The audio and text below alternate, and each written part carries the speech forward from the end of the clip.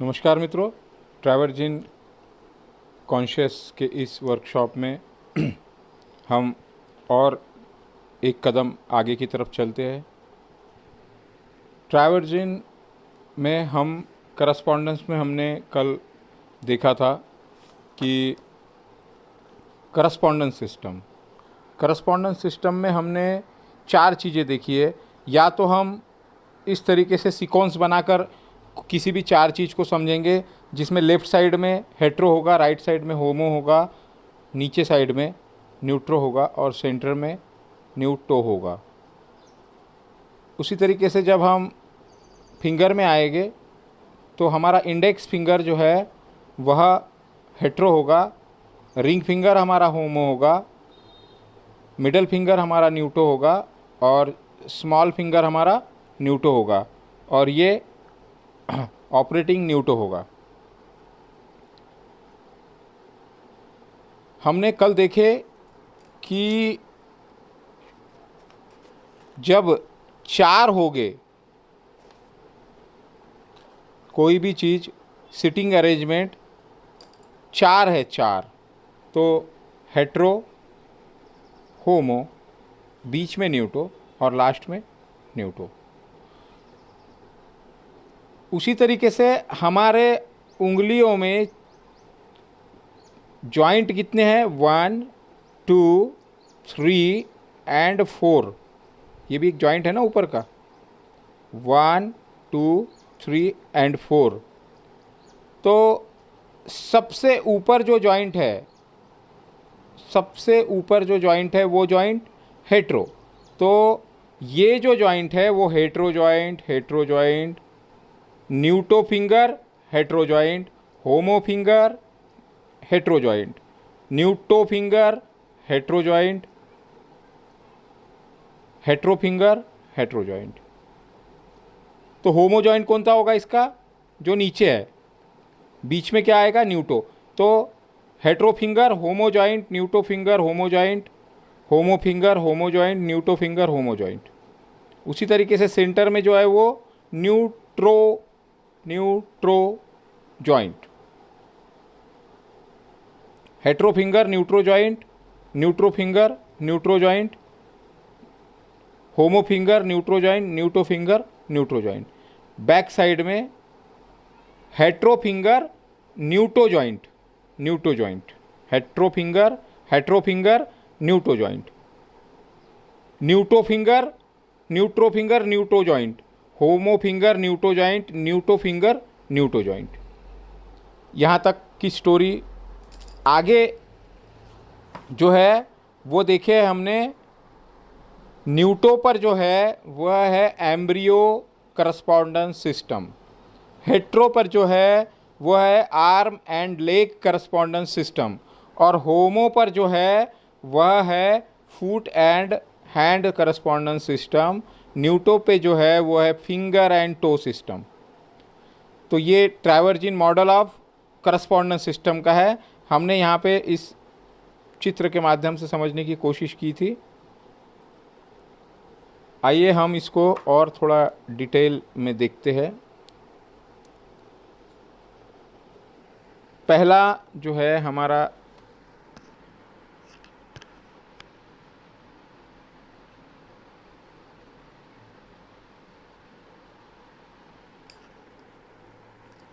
न्यूटो पर जो है न्यूटो पॉइंट, NO मतलब न्यूटो, आपको ध्यान रखना है ये चीज़ का। न्यूटो जो है, न्यूटो पे एम्ब्रियो करस्पॉन्डेंस,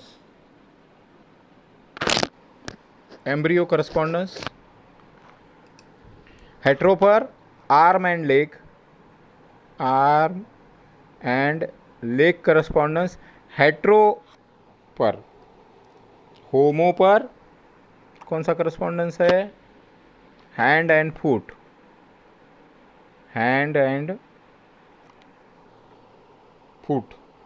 होमो पर। और न्यूट्रो पर क्या है? NE, न्यूट्रो पर है फिंगर एंड टो।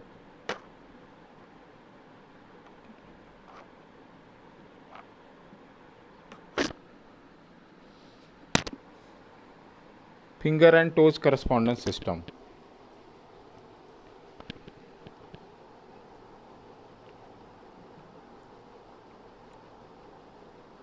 जहां पे भी इसका नाम एम्ब्रियो के साथ राउंड करस्पॉन्डेंस भी है, राउंड करस्पॉन्डेंस सिस्टम।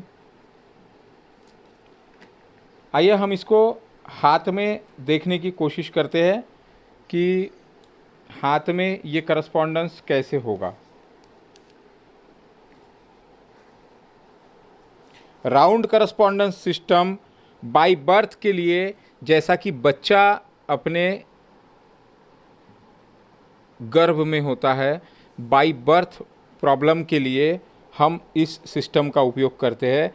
जहाँ पर भी राउंड वाली बात आएगी, हमारे थंब के ऊपर के साइड राउंड, ये राउंड है थंब का, ये इसका राउंड है, तो ये जो सिस्टम है, जैसा बच्चा एक इसमें अंदर की तरफ होता है, उस तरीके से ये सिस्टम राउंड करस्पॉन्डेंस सिस्टम होता है। मतलब आप इतने एरिया में भी, कल मैंने बताया था आपको कि जो चैनल खुलेगा वह चैनल को हम सामने की तरफ देख सकते हैं। रिमोट स्क्रीन एक ही होगा लेकिन रिमोट अलग अलग होगा। तो इस तरीके से राउंड करस्पॉन्डेंस, यही करस्पॉन्डेंस को हम यहाँ पे भी देख सकते हैं, है ना।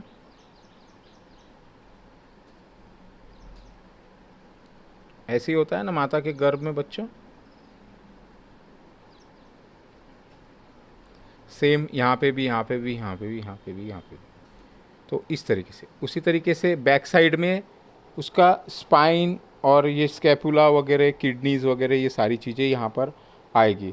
हम राउंड करस्पॉन्डेंस से बाय बर्थ प्रॉब्लम के लिए हम राउंड करस्पॉन्डेंस का यूज़ करते हैं।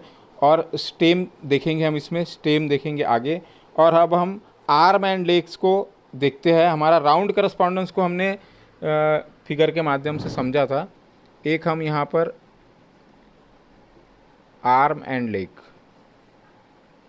आर्म एंड लेग, मैं इसके इमेजेस आपको भिजवा दूंगा, उसमें भी आप उसके माध्यम से आप समझ सकेंगे। Arm and legs,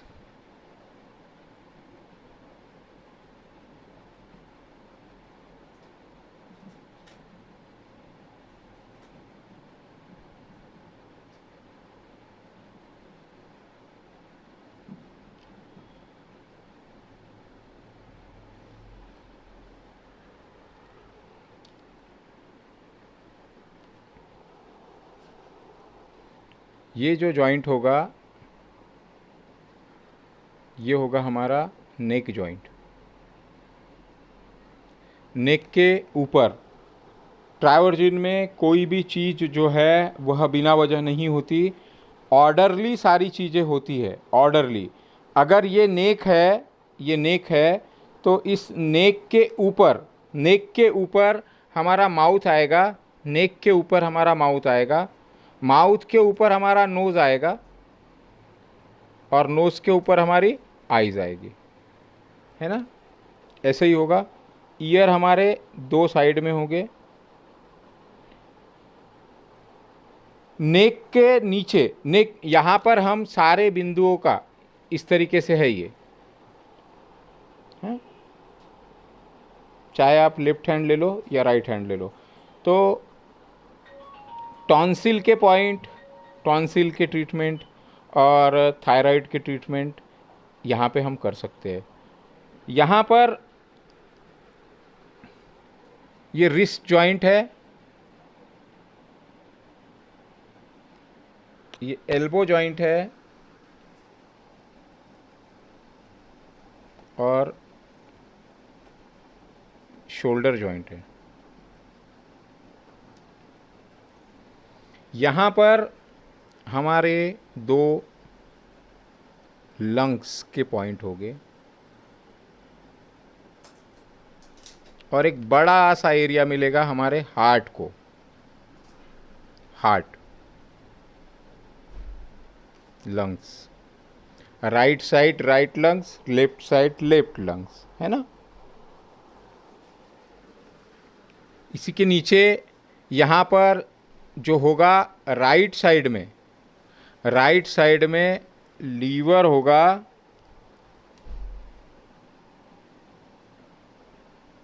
liver, gall bladder, pancreas, stomach, spleen, है ना। इस तरीके से स्प्लीन होगा, पेनक्रियाज होगा, गॉल ब्लैडर जीबी होगा, एलआईवी लीवर होगा। उसी तरीके से अपेंडिक्स और लार्ज इंटेस्टाइन, स्टमक और डिओडिनम के बीच से यहाँ पर स्मॉल इंटेस्टाइन्स, और इस एरिया में आपके यूरोजेनाइटल और रिप्रोडक्टिव ऑर्गन हो गए।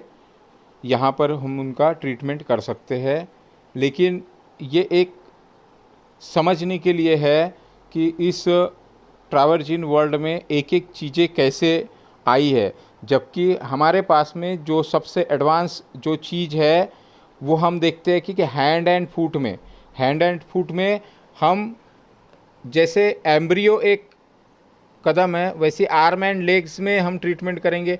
उसी तरीके से हम जब एडवांस होंगे और तो हैंड एंड फुट में जो हम ट्रीटमेंट करते हैं वो स्टैंडर्ड करस्पॉन्डेंस होता है। स्टैंडर्ड करस्पॉन्डेंस इसी में आता है।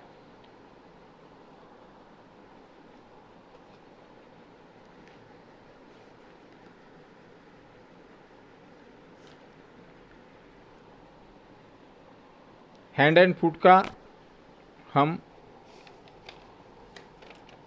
हमने हेट्रो का देखा।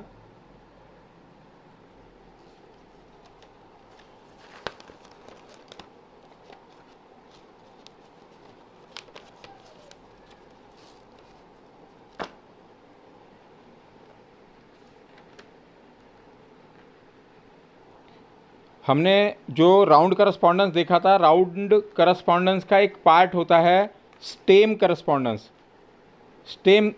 वन स्टेम सिस्टम होता है। वन स्टेम सिस्टम जो होता है, जो ऑर्गन कमज़ोर होते हैं बाई बर्थ के प्रॉब्लम के लिए हम इनका यूज़ कर सकते हैं। वन स्टेम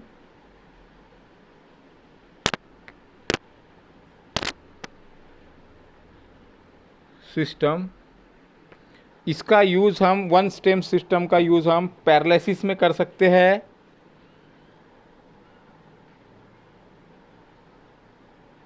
जिसका कनेक्शन हमारे ब्रेन से होता है, ब्रेन स्ट्रोक के लिए कर सकते हैं। ब्रेन स्ट्रोक के लिए कर सकते हैं, मस्कुलर डिस्ट्रॉफी के लिए कर सकते हैं।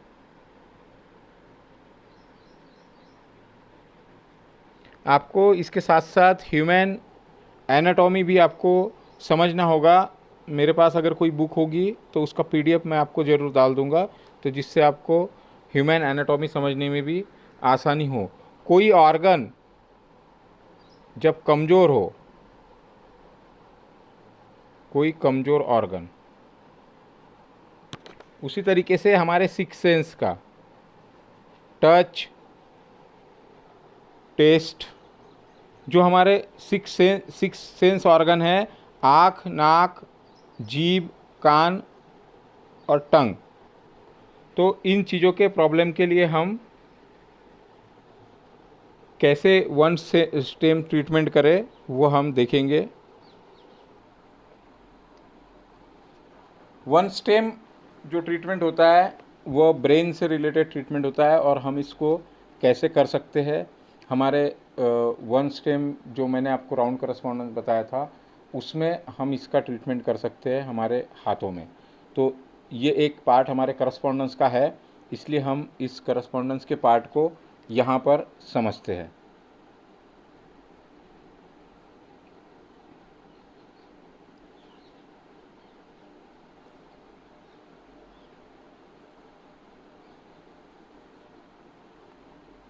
ये हमारा हेड का बैक साइड एरिया है। हेड का बैक साइड एरिया। हमारा जो ब्रेन है वह कितने पार्ट में बटा हुआ है, इसको हमको हम दर्शाना चाहते और इसको हम एक मोटी मोटी तौर पर इसको समझना चाहते, एक सेंटर लाइन हम इसलिए खींच रहे हैं यहाँ पे कि ये लेफ्ट और राइट हो सके। ऊपर का जो फ्रंटल एरिया है, फ्रंटल एरिया, ये जो एरिया है इसे कहते हैं फ्रंटल लोब, फ्रंटल लोब। अब जो राइट साइड में है वो राइट फ्रंटल लोब और लेफ्ट साइड में है वो लेफ्ट फ्रंटल लोब, है ना। इसको हम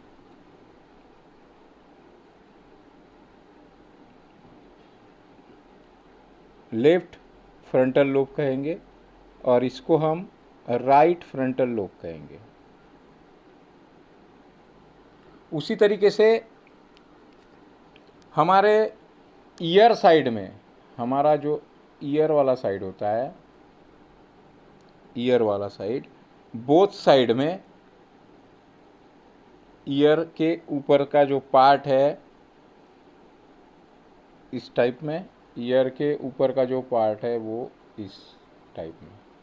ये जो एरिया है इसे टेम्पोरल लोब कहा जाता है, टेम्पोरल लोब।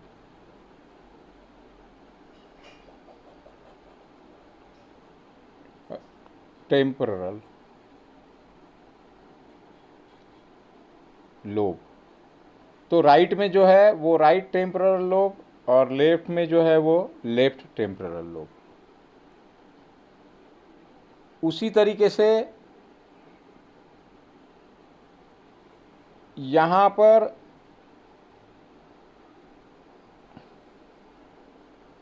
जो एरिया आता है वो आता है पैराइटल लोब का।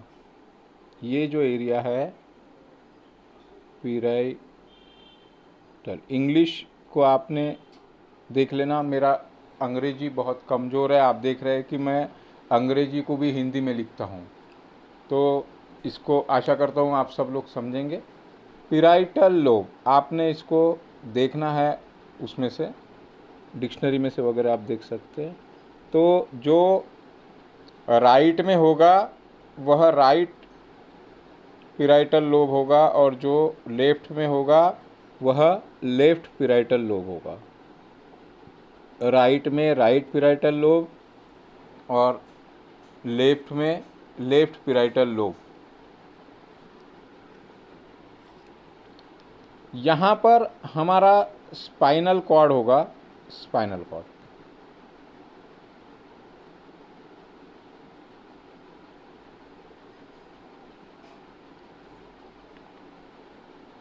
स्पाइनल,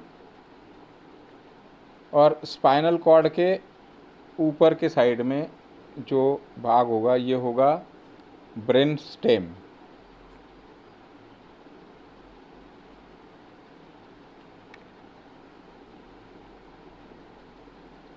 और ये जो एरिया होगा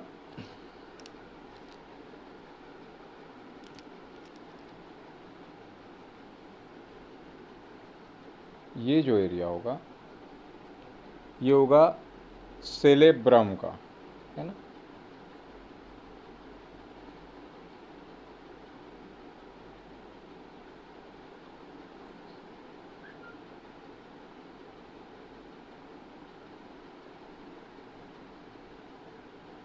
cerebrum, brain stem, cerebrum, right cerebrum और लेफ्ट सेरेब्रम।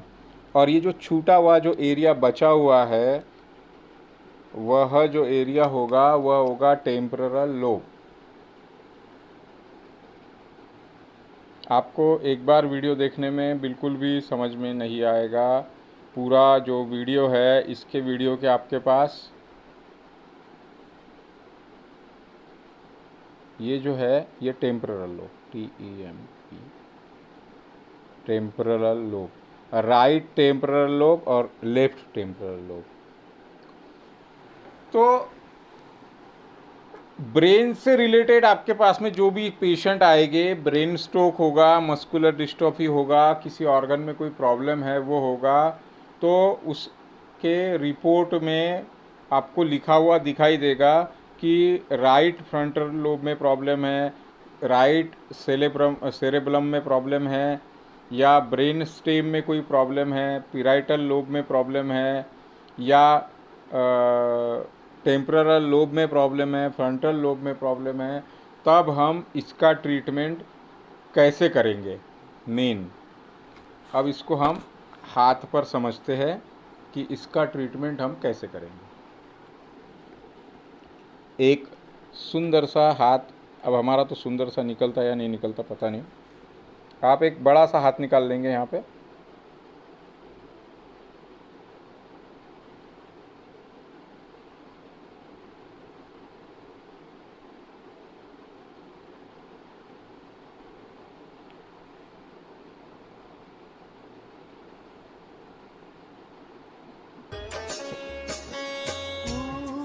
भूर्भुवः स्वः तत्सवितुर्वरेण्यम्